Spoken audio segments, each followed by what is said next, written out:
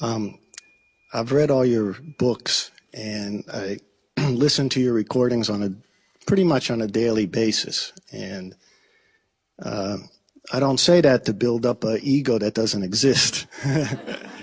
It leads into my question. What I find in trying to practice the power of now, trying to be conscious without thought, is a very heavy inner dialogue of all the principles and things that I've read, like, how should I do this? What would Ēekart say? And actually my thought process starts getting more active. And I think I'm losing the presence by that thought process. And then I think of your latest book with the cartoons, which I love, which I think there's one with a little bird in the tree. He's talking to the dog, and he's very upset. And the dog says, "What's wrong?" And the bird says, "Well, you know, I'm thinking about yesterday and this and that, and I'm worried about what's going to happen in a week, 2 weeks, about the future. What do I do? What do I do?" And the dog just looks at him and says, "Stop thinking." So how do I, you know, it seems you try to stop thinking, but and you read all this and you try to practice it, but yet in any given situation, I find that in order to get closer to practicing it or even practice it, it's causing a lot of thoughts to happen. So is that different kind of thoughts, or those thoughts that I should break that kind of habit, and if so, how? Okay, thank you. Thank you.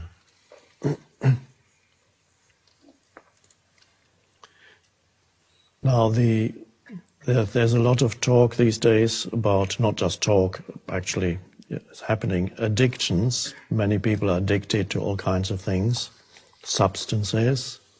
But one of the greatest addictions, or rather the greatest addiction, you never read about it in the papers, because the people who are addicted to it don't know it. It's the addiction to thinking. It's actually addictive. Can't stop thinking. It's like can't stop drinking, can't stop smoking, can't stop eating, can't stop thinking. Thinking is the greater addiction than any of these. And it's an addiction because it's been a drug, it's been around for so long, and it's a pseudo sense of self. So it's a great reluctance on the part of most people to let go of thinking, which is equated with the state of sleep, to let go of thinking. There isn't that much to understand in this teaching. There's a little bit to understand about how the ego works, but even that is just mainly a self-observation. The main thing about it is presence. Presence. And presence is a space of no thought, but presence can also be there in the background even when thinking is happening. You can still be not completely involved in the thinking. Thinking loses the ability to create havoc in your life and confuse you. So your choice then is not to understand more or to bring some intellectual analysis to the practice, but to practice the state of not thinking, which can be arrived at by various ways, as you probably know. If you don't think about it, just do it. Becoming more aware of the present moment and accept it as it is slows down the overactive mind, is one thing. Because a lot of the overactivity of the mind is an attempt to get away from the isness, the simplicity of the present moment. So to become more aware of the present moment as a practice, have perhaps little pointers in your office, at home, in your car. Let's say present moment or whatever, or a symbol for it. And there are different entry points into the present moment.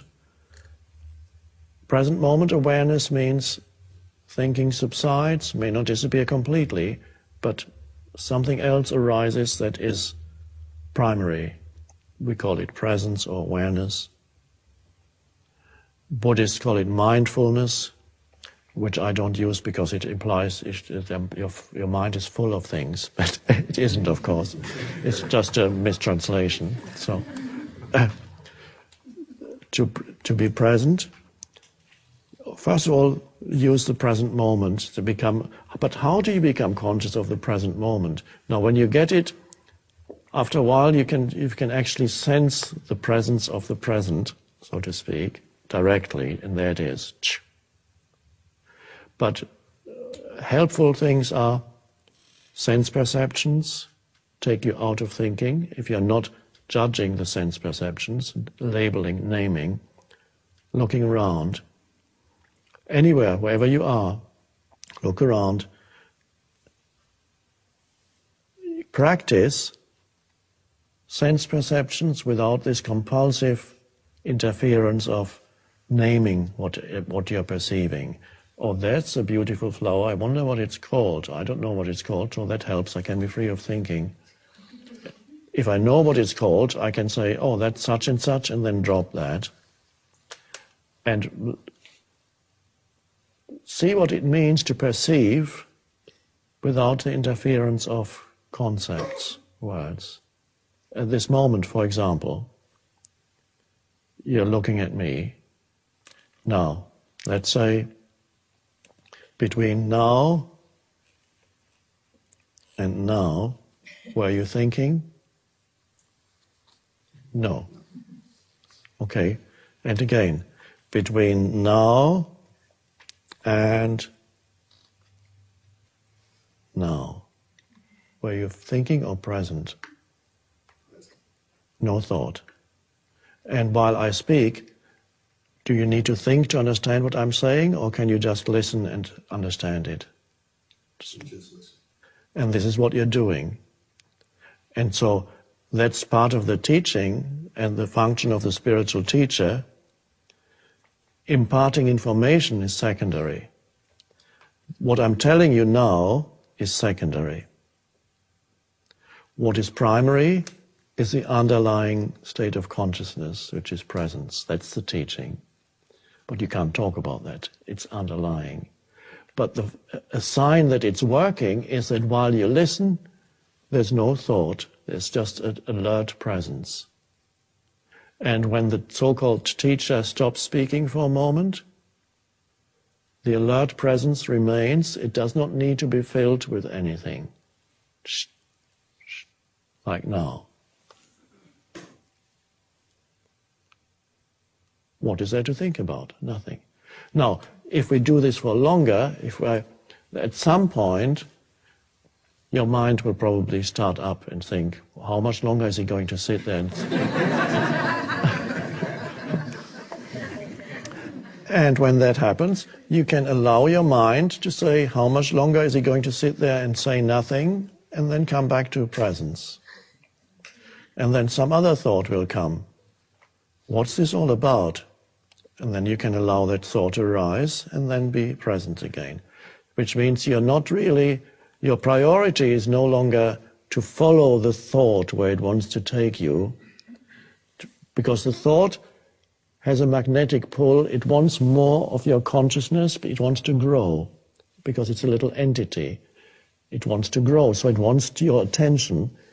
And in subtle ways, it tries to get your attention. It says, it might even use a bodily feeling. It says, God, I'm hungry suddenly. Why didn't I need to eat something? And then you think of what restaurant are we going to afterwards? And so the presence is gone, you are gone, you are looking for a restaurant in your mind. Which means the thought used as some bodily thing to make thoughts out of it, completely pointless, because you can't find a restaurant because you're standing here. But it can use all kinds of things to manufacture more, to get your attention. And if you're not careful, if you don't know the mechanism, it's not so much an intellectual understanding, but a simple realization that this is what the mind does. It tries to pull you in. It's fine, that's what it does. Once you know that, you can allow a thought to arise without following it where it wants you to go, which is into another bigger thought and a bigger one. So then you become like my dog when it finds a scent And then suddenly, even when the dog is off leash, usually she's fine, she just runs around you, but suddenly she picks up a scent, and then she goes off completely unaware of surroundings or anything, and she just follows that. And she could get lost. She goes off to the horizon sometimes, just disappears. And that's, when you follow a thought, it goes like that. You can wake up 20 minutes later, and it started with being a little bit hungry and thinking of a restaurant, and it ends up with thinking about how dreadful your life is.